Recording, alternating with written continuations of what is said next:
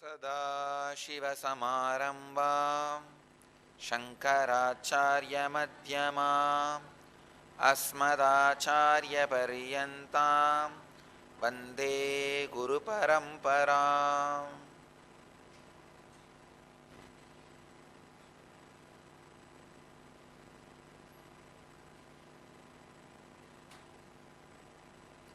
I welcome you all with my love and respects.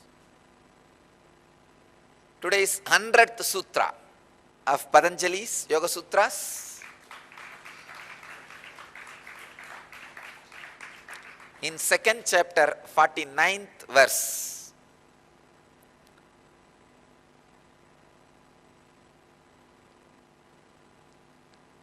Pranayama, cessation of breathing.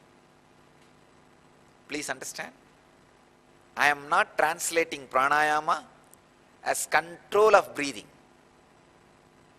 All the orthodox translations say control of breathing. I am translating cessation, means completely stopping. You may think, wow, then should we die or what? No. I am not asking you to die. When I say the word cessation of breathing, I mean breathing which you experience every day, every moment, which awakens the thought also along with the air movement, should be stopped. Cessation of air movement with thoughts is what I call breathing. That should be stopped. See, what you understand as breathing is air movement with thoughts also being awakened. That should be stopped. That is what I call pranayamaha. So, I don't want to use the word control of breathing. Prana and breathing is not equivalent words. Please understand, it is not translation. Breathing means air movement with thoughts.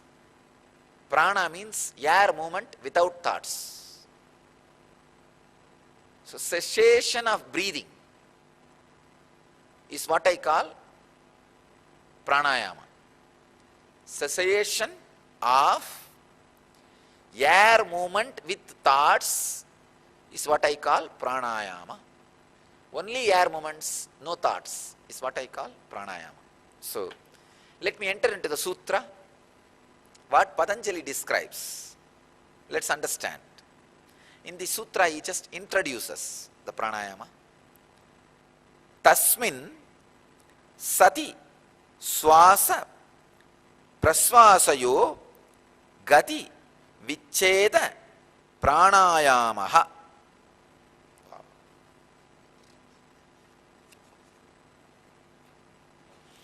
Swami Vivekananda translates the sutra as control of the motion of the exhalation and inhalation follows after this.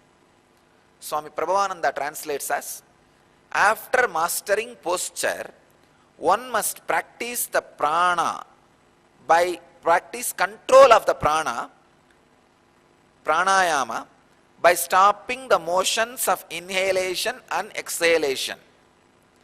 Swami Satchidananda translates the sutra as that firm posture being acquired, the movements of inhalation and exhalation should be controlled. This is pranayama. I'll translate the sutra as after achieving the firm posture, means balance, steady and comfortable posture, as I taught you yesterday, through the technique of balancing, you should learn the practice of breathing without thinking, without thoughts being awakened. That is what I call science of pranayama.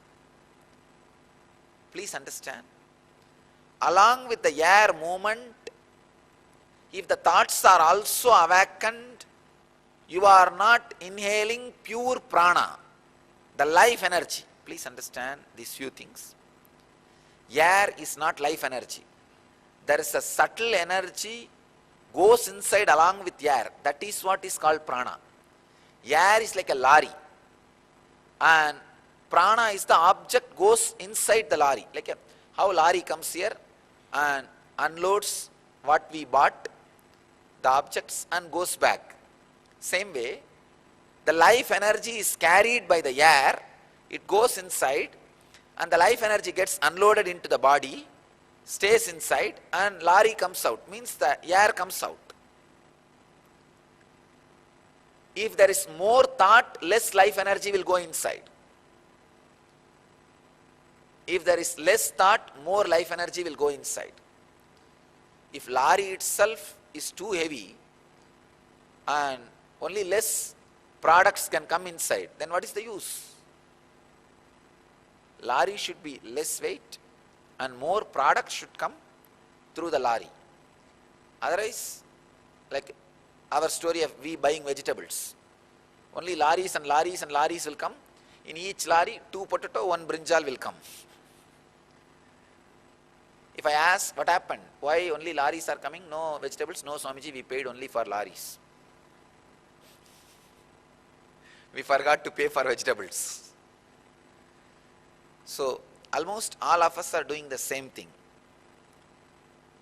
Too much of air is going inside, but no prana is going inside. No life energy is coming inside. So understand, only life energy should come inside. No air.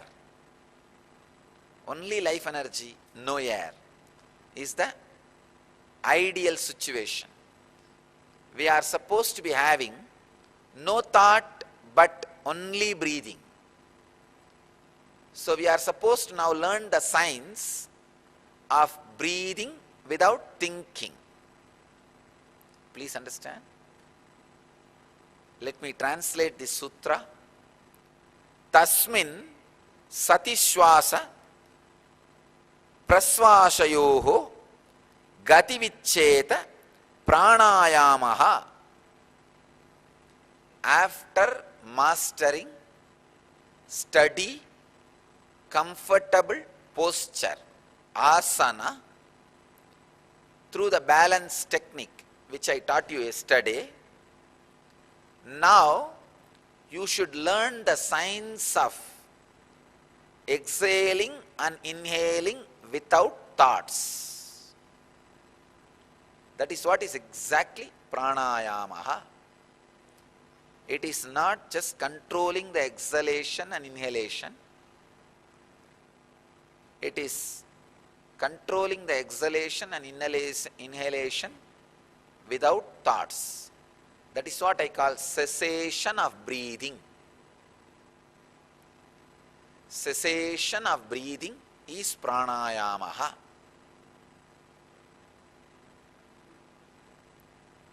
Let us learn the technique in next sutras. This is the essence of this sutra, essence of this sutra's message. I bless you all to achieve, experience, live, express, radiate and share the eternal bliss. Nityananda. Thank you.